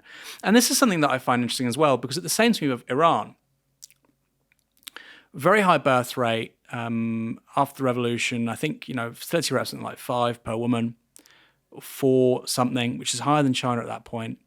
And they issue a fatwa. And actually, it's the fastest decline in fertility rates recorded in modern history. Faster than actually the quite coercive means that were used by the Communist Party. But the numbers are really striking. And actually, my footnotes were words like evil, disgusting. I mean, some of it's genuinely incomprehensible. And I think it's an important corrective for somebody like myself, who's very, happy to praise China when it gets things really right. We've got data here from 1983. The state sterilized 16 million women and carried out 14 million abortions. This is in 1 year, 1983. 16 million women sterilized, 14 million abortions. By comparison, in 1975, so 8 years earlier, 3 million sterilizations and 5 million abortions. So you've got 13 million more sterilizations and 9 million more abortions in 1 year. It's just one snapshot, obviously, as a result of this policy. And some of the anecdotes you provide about how it is enforced was just disgusting. It was absolutely disgusting. And I actually, reading it, I sort of understand why some boomers, refuse to accept the wisdom of Chinese political elites in certain areas. Right. Because they lived through this, they saw this, they heard and read these stories, and think, no, it's not possible these people are creating a world-leading EV industry. How could they? They're idiots. But they are. The same government, the same regime, state is doing both things. Has there ever been regret expressed by people in high office in China in regard to the one-child policy and how it was implemented? I think regret is not a mode that the Communist Party plays in very often. I think it is really difficult to see any instances of anything like a real apology from the Communist Party in any of the traumas it has visited upon the Chinese people. Now, the one-child policy was, I think, the biggest trauma of the 1980s. The 1980s was the decade when Deng Xiaoping started to dismantle some of the socialist infrastructure in China, and so people started having market freedom as well as losing a lot of jobs. But the one-child policy was a campaign of rural terror that visited so many horrors upon the bodies of women in particular in rural areas. But that is perhaps still not as bad as the Cultural Revolution that Mao visited upon the people, which perhaps is still not as bad as the Great Leap Forward that Mao visited as well. And so regret is not something that comes very naturally to them. I think the party line on the one-child policy is still that China's population was too big, that the population needed to be reduced, that look at how overcrowded all of these cities were. Although I would say that the overcrowding and all of the problems of production were that China was in a rigid socialist system that was unable to produce very much of anything at all. But there's certainly a sense that the country needs more people today. And the great irony here is that the Chinese have decided that population is once more an engineering problem. First, they engineered the population for it to go down substantially through this campaign of rural terror, namely the one-child policy. But now they are trying to encourage people to get married, make it quite difficult for them to leave a bad marriage, even the cases of abuse, and to really try to have this sort of propaganda and rhetoric out there to make people much more interested in having children. And so perhaps we can see that the irony is that they have not learned very much at all. Yeah, I mean, I'm going to read a passage here, which just for people watching you, I don't know if you want to or listening, you don't maybe don't want to listen to this. It's from the Washington Post, and of course, these are these are stories that are being relayed by journalists in China at the time. You can take that as you wish. What we do know is, by 1999, by China's own statistics, 35% of women married women of reproductive age have been sterilized. So this was, when we say an industrial process, we mean it. We're talking about a country today of 1.4 billion people. 35% of married women of reproductive age have been sterilized. This is from the Washington Post. Expectant mothers, including many in their last trimester, were trussed, handcuffed, herded into hog cages, and delivered by the truckload to the operating tables of rural clinics. I mean, this sounds like, inspiration for The Handmaid's Tale or something in terms of taking away bodily autonomy from women. It's just utterly extraordinary. It's actually, it's genuinely incomprehensible to me. I know that in the media game, we try and rile people up and get emotional responses from them, but it's incomprehensible to me. And you said that this experience for Chinese people isn't necessarily as bad as the Cultural Revolution or the Great Leap Forward. Did the scale and intensity of those mean that actually people didn't see this as such a bad thing? Oh, it could be worse kind of attitude. Is that how it was received over the 80s, 90s, noughties? I think the difference was that if you were an urban elite, if you were in an urban area, many people's fertility rates had already been trending down to something like one child per family. And so a lot of the families in urban areas did not experience this as a tremendous harm and tremendous restraint on their lives. This was mostly a campaign that was deeply affecting the rural areas of China, where something like 3 to 4 children was still kind of the norm, even though that had been trending down as well. So for rural families in China, as everywhere else, by those times and even today, having multiple children is sort of the best guarantee against disasters in the family. And so the norm was to have multiple children per family.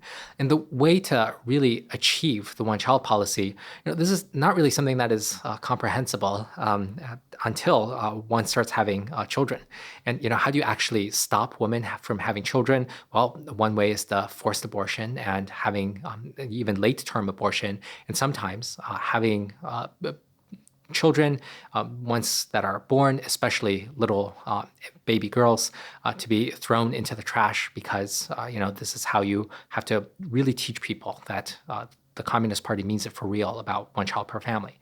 A lot of the format of achieving the one-child policy also involved forced sterilization, in which the government put these stainless steel rings into women's bodies to really try to prevent them from having another child. And we started seeing this. It wasn't just a terror visited upon the population domestically. Little Chinese girls started showing up in the United States, and I suppose in Britain as well, where these were essentially girls dumped in orphanages and being expelled to be adopted by foreigners. And so this is something that we were able to see wash up on foreign shores because of the extent of the one-child policy. Now, I think that the one-child policy was the most difficult chapter for me to write because there were so many stories in which, wrenching is the descriptor of first resort of the sort of, treatment of the government of different families here. My wife had just suffered a miscarriage while I was writing this chapter. And so, just again, thinking through, this is the sort of the engineering state. And we have to be really careful about the amount of engineering that we wish for, because sooner or later, once you have a technocrat in the system, they may not be able to distinguish trying to create a system for designing a bridge and ramming these bridges down and really trying to relocate people away from the path of these bridges, because it can really simply become a social engineering problem very, very easily. Mm. And now, of course, as you alluded to, they're going in the other direction because China's fertility rate is probably below 1. Correct. And, there are some estimates that say that by the end of the century, China's population could collapse to 600-700 million. I mean, you'll be on top of the data better than I will. So now there's this concerted effort by the government for fertility rates to go back up again. Has there not been at least some sort of political self-reflection about that? Like, we got this really badly wrong. or is that just completely invisible in the public debate? I think this is not something that the state will apologize for. I think that Not apologise for, but almost like a feedback loop, right? Oh, actually, now it needs to go up. Because surely people are saying, well, you want it to go up again, but you just literally got rid of tens of millions of potential compatriots. Well, this is, I think, much more an instance of now we are at war with East Asia rather than Eurasia, where they are really able to switch this rhetoric pretty quickly. And so they relaxed the one-child policy into a two-child policy in, I believe, 2015. 3 years after that, they relaxed it into a three-child policy. But there is never really kind of the sense that, well, we kind of messed up here, and so we really need to promote births. I think they simply say we really need to promote births. And towards the end of the one-child policy, which persisted into the social media era, let's remember that it ended in 2015 when a lot of people had, not only blogs and the internet but also smartphones. There were stories in uproar of people being photographed and of a late stage forced abortion. There was an infamous case of a woman who had her child taken out of her by the state, lying with her fetus in a bloody mess. And this was shared extensively on social media. And this is when people started questioning, why is the government, murdering, compatriots in cold blood in the name of national policy? And so I think, one of the things that contributed to the end of the one-child policy was, the violence and the forced abortions tapered off mostly by the end of the 1980s. But because, the only way that you can really achieve the one-child policy is to inflict a lot of violence upon women, this still did sort of persist. I think one of the more galling aspects of the one-child policy that still upsets me is that one of the reasons that it persisted for so long was that the Communist Party created this bureaucracy to enforce the one-child policy known as the Family Planning Commission. And this Family Planning Commission had collected, I have the figure in my book, something like, I think, $500 million in fines over the lifetime. Maybe we should fact check this later. But something like $500 million in fines over its lifetime, millions of people employed under the aegis of the Family Planning Commission. And this became a bureaucracy that sustained itself and that to some extent hoodwinked the national leaders about exactly how many people were actually being born. They said that, well, there's so many pregnancies that we've been unable to detect. There actually is still quite a lot of children being born. So that I think the really galling thing was that the bureaucracy was understating the extent of the violence of the one-child policy, in part to perpetuate itself, to perpetuate employment. Yeah, so just to clarify, it's $200 billion in fines over its lifetime. Much bigger than I expected. Over its lifetime. I mean, it's a bit like encouraging people to smoke 40 a day because you get, the duty on cigarettes. It's it's quite extraordinary. It really is quite extraordinary.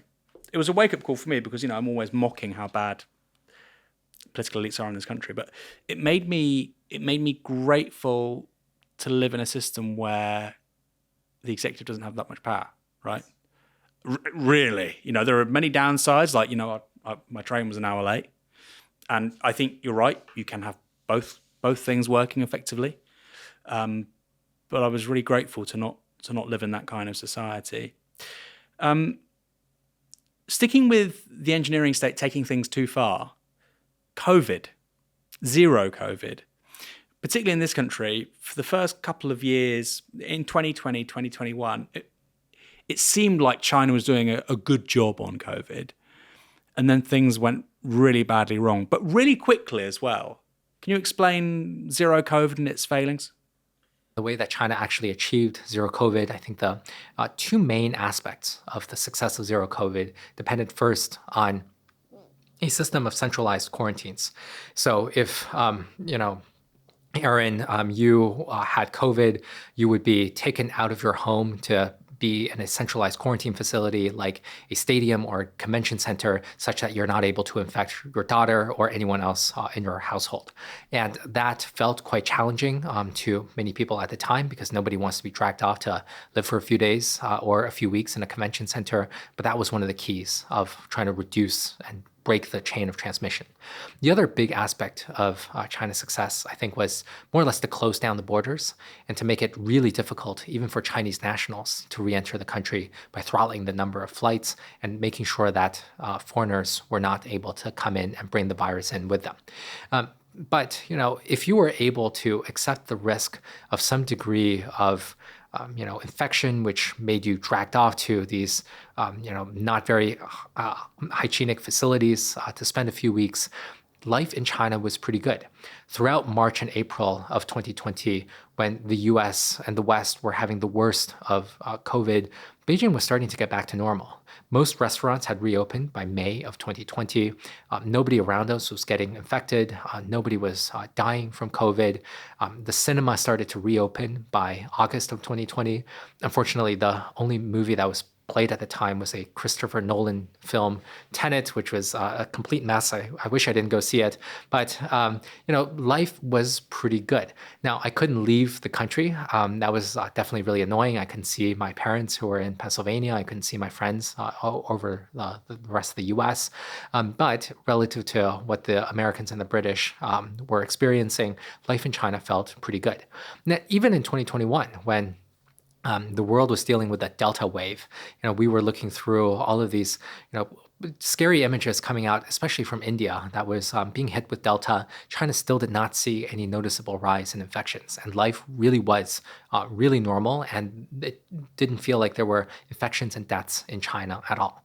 But then everything went to smash in 2022 when China, to deal with the Omicron variant of the virus, essentially had the same playbook to try to really break chains of transmission. And what that ended up with was essentially a 10-week lockdown in Shanghai, China's most populous city of about 25 million people, in which people were unable to leave their apartment compounds for a period of 10 weeks. Now, most Chinese live in apartment compounds which have several apartment buildings over a courtyard. And so perhaps you can go downstairs into a courtyard. It wasn't quite the case that people were not allowed to go outside at all, but you could not leave your courtyard to go anywhere else. But people were unable to step foot outside the courtyard for essentially 2 months to 10 weeks. Many people in the early days of the Shanghai lockdown, which took place through April 2023, many people had very little access to food. People had minutes of a day in order to book food because the government deliveries were simply not arriving. And I've spoken to several families that told me that the parents were in which parents were saving the food for their children and not eating it themselves because there were several days in which they had such intense food insecurity because nothing was arriving. Now, things were a little bit better later on. The food logistics systems were improving, but still people were not able to go out. And not everybody went completely stir crazy in their homes. Some introverts had quite a fine time. They were able to get on with their remote work, but still, this was one of the traumatizing aspects of Shanghai, where if you get a Shanghainese person over a few cocktails, it is still quite easy today to hear them talk about the trauma of the lockdown. And how did things change so quickly? Because it feels quite similar to you describing the one-child policy becoming the two and then the three-child policy. Then just overnight, Omicron hits. Like you said, that playbook doesn't work because Omicron is much less lethal, but it spreads like wildfire. Track and trace doesn't really work anymore. So then zero COVID is just ditched and everybody just celebrates. I mean, does nobody go, wait, what just happened kind of thing? Well, this is where China is a Leninist technocracy with grand opera characteristics. Most of it seems really rational, and China is logical. The technocrats really do have a pretty good sense of what they're doing. But sometimes when you're too rational, you can end up in some deep irrationalism, almost as irrational as a grand opera, whether that's the German flavor or the French flavor, and you really get some sort of a entry of the gods into Valhalla, sort of craziness and madness kind of breaking down. Now, zero COVID was abandoned at the end of 2022, which is when I was still living in China. We saw a series of announcements in which Beijing more or less dismantled the system of zero COVID over the course of something like 2 weeks. Now, This was always one of the things that we wondered about. Why was it that Beijing dismantled the system of zero COVID, which Xi Jinping had insisted on so firmly over the course of 2.5 years? And my sense was that, people like to cite some of the really public protests in Beijing as one of the reasons contributing to the end of zero COVID. I was in Shanghai and I saw some of these protests when people were chanting in the streets, down with Xi Jinping, down with the Communist Party, which I had never in my life expected that there would be a public chanting of this that you could see in the streets of any major Chinese city, no less than the largest and the wealthiest Chinese city of them all. I think the protests played a small role in the Communist Party's thinking, but I think the Communist Party had also reached the end of the line in terms of exhaustion. There were too many local governments, those that were far less capable and far less wealthy than Shanghai's, that had more or less decided to abandon zero COVID. They decided to throw in the towel because they no longer had the confidence that they could enforce zero COVID restrictions in their city. And I think that when the central government was dealing with rising case numbers in Beijing, I think the folks in Beijing took a look at themselves and said, can we, the central government, really enforce a lockdown on the central government? And they decided no, they were unable to do that. And they made this decision to let zero COVID loose, essentially in the depths of winter when it was coldest and people had greatest respiratory challenges without giving people very many fever reducers. And so it kind of collapsed all at once. And so shortly before I departed from China at the start of 2023, I caught COVID in Shanghai, along with everyone else in Shanghai. I think I was right in the middle of the wave. Fortunately, I had some fever reducers on hand, but many people didn't. And this is one of the things that, that is so very strange about the logic of the engineering state. China took fever reducers off the shelves of pharmacies anytime there was a COVID wave because they didn't want people to hide their fevers and they wanted to be able to detect all of their fevers. And so the Chinese population was uniquely unable to meet COVID because they didn't have the medication on hand. But this is, again, one of these bizarre, strange things about the engineering state, that such a thing is possible. That alongside the one-child policy stuff, I was just gazumped. Like you say, it makes sense, but I mean, not meant. It's comprehensible, but just wild. We've said some negative things about China. Let's go back to a positive story, renewables. Exploding production with regards to PV cells, electric vehicles, of course, but also a range of other technologies too. Wind power, it's a global leader. Why has the Communist Party, the government, been so eager for China to become a global leader when it comes to renewable technologies and the transition away from fossil fuels? For several reasons. I think the first and foremost reason that China is really invested in clean technologies and renewable build-out is a sense of energy independence. Now, the Chinese read a lot of these same strategic reports that we read that are quite common to find. China is very dependent on Middle East oil, as well as Russian gas. And one of the things that is really motivating the Communist Party is some sort of energy sovereignty. And something that China has a tremendous amount of is coal deposits. So China has a lot of coal that it's able to build up.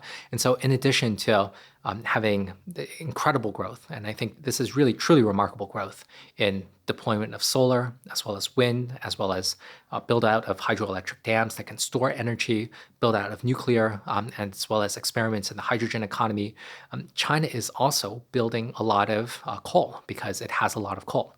And so I think the first thing that I would say is that China would much rather that its population drive electric vehicles and that are powered by domestic Chinese coal, as well as domestic Chinese solar, as well as domestic Chinese wind, rather than Middle East gas or Russian gas or American gas, because that guarantees a degree of energy independence. And that is, I think, a major part of why 1 in 2 cars sold in China today is an electric vehicle. There has been success as well as government incentives to really try to create this industry. Now, another reason that China really wants to dominate clean technologies is that it has been able to tell that Middle East has a lot of oil and America has a lot of gas, and having being able to be a technological leader in these industries, which are not tremendously sophisticated. A solar photovoltaic cell is a relatively simple semiconductor, and a wind turbine is not necessarily a super sophisticated piece of technology. And so long as the technology is not necessarily all that complicated, the Chinese are able to apply all of their tremendous scale and the ability to build all of these things out and build it in a much better way than the Germans or the Americans or the Japanese can at much lower cost. And so if they have the option to dominate a critically important industry, I think they would ask, why not?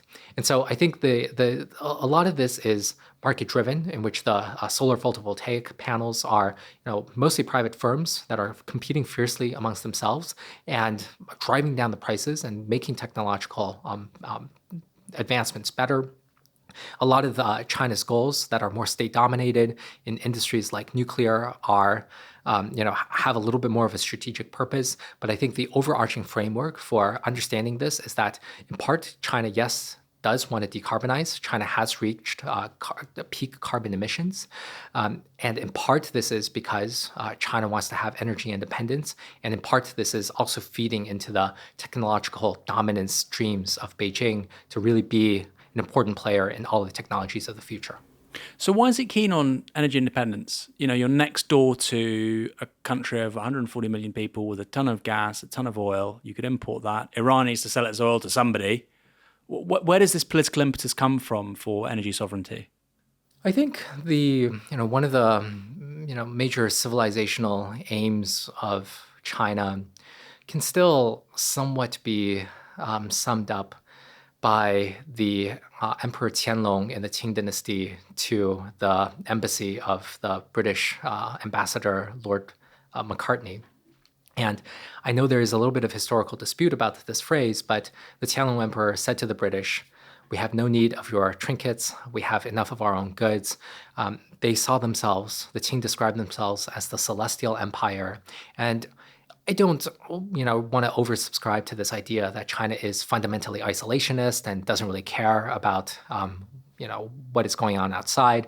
I think the Chinese have always had this keen sense of the near abroad and how to manage relationships with its neighbors. But I think there is a sense of isolationism in China in which the Chinese would say, there is no reason for us not to dominate every industry that we can get our hands on. They see themselves as having done so before the British Industrial Revolution, and they are a little bit reluctant to put their trust in the Russians. I mean, I'm not an expert on Russia-China relations, but there's certainly been a lot of enmity and rivalry and lack of trust over the years. I don't know how much the Chinese really want to depend on Iran and whether they can really trust that the Americans will not disrupt their shipping lanes. But I think this feeds into this sort of civilizational centrality among the Chinese that they really believe they need to be able to do it all. And they kind of want to be able to close off the doors and the great gates of the celestial empire and be serenely untroubled by the turmoils of the barbarians outside. I find it really interesting when Western commentators talk about China, Russia, and Iran as being natural allies. I mean, it's pretty outlandish, actually, because Vladivostok used to be a Chinese city. There's a ton of wars between Qajar, Iran, and Russia in the 19th century, early 19th century. Where they take a ton of territory. I mean, 10% of Iran's territory and one day Iran's territory was given to the Russians, or taken by the Russians, I should say. So the idea that there are natural affinities here is just is wild, to say the least. So let's talk about microprocessors. Did the sanctions imposed by Washington on China and trade embargoes, et cetera, have they been effective? Are they undermining China's ability to become a global technology leader? The American tech controls on China technology, I would say, have been very effective in spurring China's tech companies to become much greater technological leaders themselves. Now, I was covering very extensively the extent of US controls on Chinese companies during the first Trump administration, when the Trump administration found that by depriving American technologies, mostly involving semiconductors, to a telecommunications firm, ZTE, as well as Fujian Jinhua, a memory chip maker, these two companies more or less collapsed because they had no access to American technologies and semiconductors, in many segments of which the US has a near monopoly. And I think the United States then decided that, well, we kind of have this at-will ability to turn off supply to Chinese companies. And once they started having that playbook on more sophisticated Chinese companies like Huawei, which is a leader in mobile phones as well as 5G equipment, that became a much more challenging prospect. Now, what the US government has done is that it has very successfully hobbled a lot of Huawei's operations, especially in the mobile handset business as well as the 5G business, over the course of several years, which was a big impediment to China's most important ICT company, information communications technology goods, set back China's most important technology leader without question for quite a few years. But I want to take a bit of a longer term view of American technology sanctions, which is that, one of the things that a company as important as Huawei was really able to do was that when the Chinese government told Huawei, why don't you buy Chinese components and really try to build up the domestic Chinese ecosystem, Huawei was able to push back and say, we want to produce the world's leading products, and that requires for us to buy chips from Qualcomm and buy all sorts of American technologies in order to create the leading handsets and the leading 5G equipment makers. And there are many different factions within the Communist Party, and there is certainly a faction that wants sort of total technological sovereignty and total technological independence, which I believe is a fantasy. And arguing against that crowd within the Communist Party were also some people that said, what we need is for Chinese companies to become global technology leaders, and it is okay if they are buying some Qualcomm chips as they did so. And so Huawei had some political room to resist some of the hardcore security elements of the Communist Party, to say, well, we don't want the Chinese products because they're obviously inferior. And what the US government has really done is that it has knocked off Huawei's ability to access American components, such that Huawei has been really trying to seek to build up the Chinese domestic ecosystem, just as the Communist Party really wanted it to do for a very long time. And so I think one of the things that the US government has really done is that it has driven China's most technologically capable companies into the arms of the Communist Party.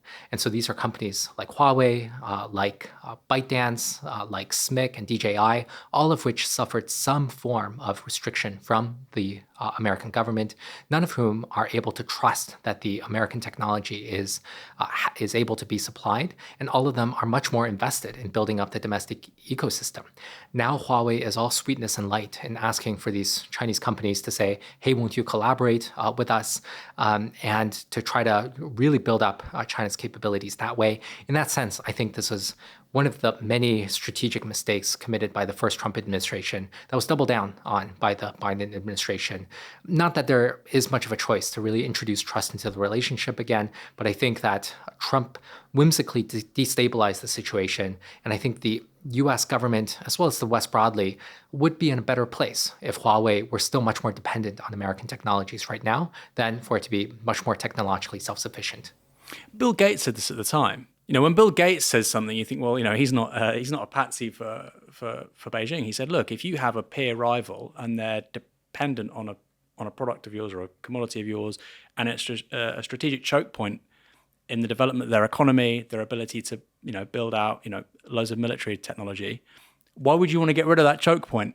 I mean, that's quite a useful thing to have. And I thought that kind of made sense when I read him saying that. It was reported in the Financial Times. Here's a British story for you. Have you heard of the name Samuel Slater? No. So Samuel Slater was an apprentice to a textile mill in, I believe, Bristol in the latter end of the 18th century.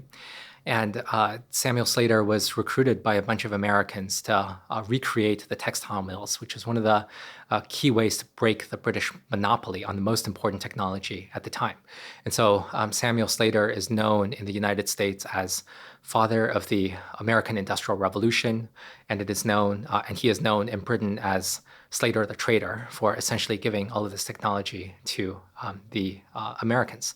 Now, I believe that technology tends to move around. It's what it does. In Silicon Valley, we have a saying that technology travels at the speed of beer. Beer or coffee, people just tend to talk about these sort of things. They tend to move around. It is really, really hard to constrain the movement of technology. And once you create a giant hole in demand, someone will try to fill it, and it will not go unfilled. And that is one of these things I'm always trying to tell the US government that, you created this giant hole in demand, and did you really think that it was not going to be filled? And did you really think that the Chinese was not going to catch up? Never quite made sense to me. Do you think they can fill it? Because I agree with you, it's kind of magical thinking. But the view was this is such a unique technology in terms of the size of the microprocessors, the high performance ones, which are the ones that China is presently missing out on. You need these lenses from the Germans and the Japanese, you need this lithography printer from the Netherlands, et cetera, et cetera, et cetera. Yeah, maybe the Chinese can create something as good, but it's going to take them 25, 30 years.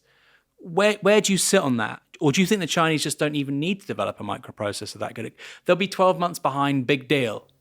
Both. I think that Chinese will be 12 months behind, and that is no big deal. Fine, they get last year's iPhone, but last year's iPhone is good enough for many of us. I certainly don't believe in this view that the Chinese would never be able to achieve a lot of its technology goals. I think that may have been a reasonable idea, something like 10 or 20 years ago. But even by the time that the Trump administration started rolling out all of these different technology controls, China had already been a fairly accomplished technology leader and had already been doing quite well in terms of solar as well as wind, in terms of agricultural equipment, in terms of high-speed rail. So it wasn't the case that China was starting from a base of nothing. And maybe we can say that, there are other smaller countries that are more poor that wouldn't be able to develop a vibrant semiconductor industry. But China, even by the standards at that time, did have a semiconductor industry. And so I struggle to, with this idea that China wasn't going to be able to do it. And I think there was, the challenge with a lot of these tech controls was also that the US government had a little bit of this punitive view that we really didn't want the Chinese to do onto semiconductors what they had done onto solar panels. And so, there was a kind of a mix of motivations. And at the mixiest motivation of all was President Trump sitting at the top managing this entire process. And it is just really hard to imagine that President Trump then, in this sort of deal maker mode, had a really well thought out strategic direction of where the technology controls was going to be. And I do think that the technology controls over the longer run, in the fullness of time, we will see, have been one of the crucial drivers of China's technology success, because otherwise they could well have just been much more dependent on the West and much less domestically capable. My final question, and it relates to microprocessors, but also war, potentially. Obviously, just over the water, you've got Taiwan, you've got TSMC, this extraordinary trillion-dollar company now, I think, which is a global leader in microprocessors, but particularly the ones that China itself can't make. Now, the argument is that China could invade Taiwan and just get its foundries, and all of a sudden it has a significant global share of microprocessor production at a variety of levels. The South Koreans make some, the Japanese make some, the Americans make some, etc. But that would be a huge part of the global share. Do you foresee China under Xi, so let's say the next 10 to 15 years, trying to, quote unquote, retake Taiwan? And if it did try and retake Taiwan, is the driving politics behind that, is it cultural? Is it about, national unification? Or is it actually about microprocessors of the future and we want those foundries? We can't rule out the idea that Beijing might decide to move militarily on Taiwan over the next 15 years. But I think if it does, first of all, I think it is not necessarily a likely scenario. It is not my base case. I see the status quo, which is uneasy, but has held firm for the last 7.5 decades, to be fairly robust, in which the Taiwanese are able to claim themselves to be self-governing. The Chinese aren't very happy about that, but also are not creating a blockade or moving militarily. I think that status quo can be robust because efforts to change it are pretty risky. And any effort to change it, which I don't want to rule out, is not going to be driven by microprocessors. I think that is something that I am fairly comfortable with saying, because there is no guarantee that the Beijing would be able to seize Taiwan's semiconductor factories. Now, if you take a look at some of these most advanced fabs by TSMC, some of these cost north of $20 billion that are on the island. They are extraordinarily sensitive to any minor disturbances like earthquakes. Sometimes the earthquakes get in the way of semiconductor production, but I can very easily imagine that a stray grenade can imperil the operation of a $20 billion fab. It is really easy to blow them up, and I think there is no guarantee that Beijing can feel that they can seize an entire semiconductor factory intact. I think that is going to be a fantasy, especially because evacuating, I think, 3 plane loads of engineers from Taiwan into, let's say, the United States would also prevent the Chinese from operating these factories. There's so much process knowledge involved in creating semiconductors that I think the Chinese would really struggle to get these online. And add on top of that, the idea that you do need these lenses from Germany, you do need the lithography from the Netherlands, you need all sorts of gases and chemicals and other consumables from Europe and the United States and Japan. You can bet that the US will probably enforce some sort of sanctions to prevent all of this material from going in. And so I think there are many reasons for Beijing to want to seize Taiwan. I just don't think that semiconductors are part of them. And the reasons that they have for trying to seize Taiwan could be to complete the civil war in which the Taiwanese lost, or the KMT, Kuomintang Nationalist Party, lost in 1949. And so there is enormous inherent glory to any Communist Party leader in order to elevate themselves onto the status of Mao, to say, we have been able to complete what Mao was unable to finish. And so there could be a domestic political reason to create something like that. It is kind of in the party documents to say that liberating Taiwan into socialism is how they call it, needs to happen by 2049, which is the centenary of the People's Republic founding. But again, this is, I still feel that the status quo is fairly robust. Dan, we'll leave it there. We had a very long and winding conversation. Sensational book. Aaron, thank you so much for having me on. It's been our pleasure. And maybe we'll get you back on again sometime soon. That would be my pleasure.